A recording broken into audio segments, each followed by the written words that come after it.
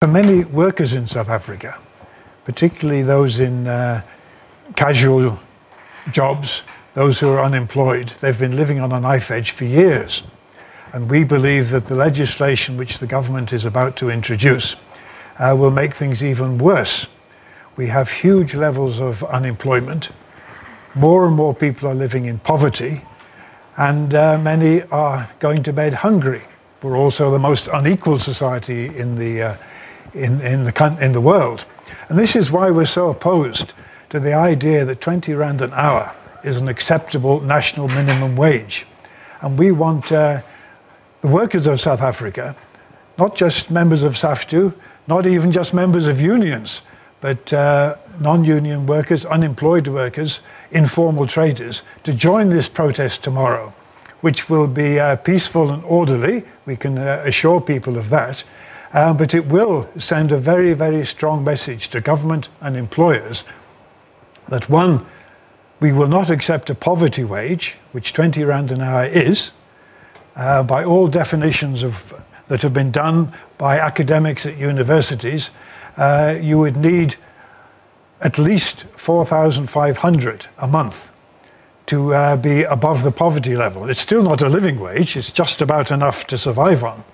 Even if you work a full month at 20 rand an hour, and a lot of workers won't, you'll only get 3,500, which is simply well below poverty. And it's one thing, it's bad enough that employers are already paying even less than that to many workers, but that in no way justifies the government legitimizing and saying, well, it's perfectly acceptable that people should have to live on 20 rand an hour. It's not acceptable.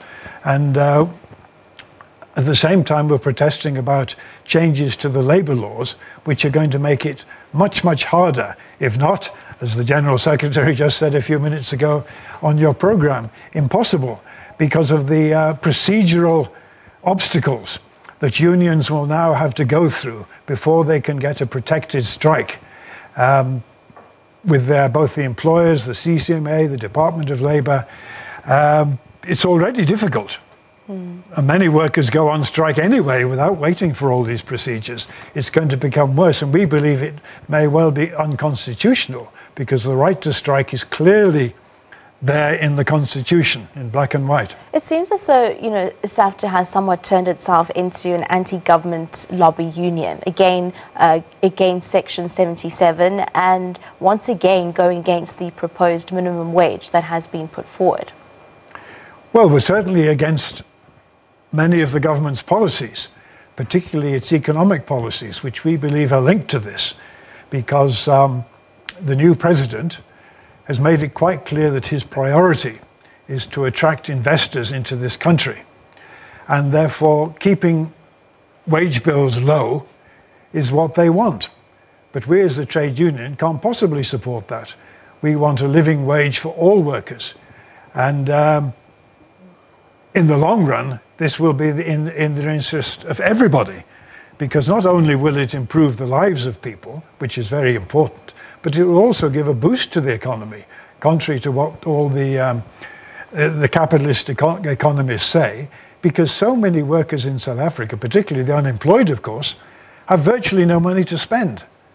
They just have to struggle to buy the absolute basics. If more people had more money, then it would increase the demand for goods, more jobs could be created producing those goods, and it would be in the interest of everybody.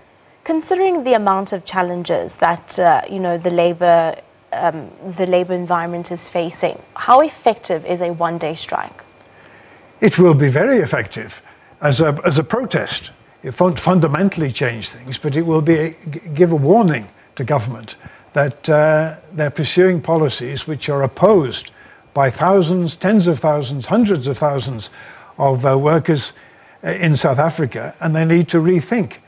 They are now redrafting all these pieces of legislation to take account of submissions to Parliament. SAFTU made one of those, and so we can only hope, although not with great confidence, that the Department of Labour will have listened to that and will make changes. But unfortunately, it's more likely to be just tinkering with the wording, and so the campaign will go on. This is just the start, because you're right, one day is not enough. but it's a very important start, and we will continue, and we hope that more and more people will join us. It isn't, by the way, just SAFTU.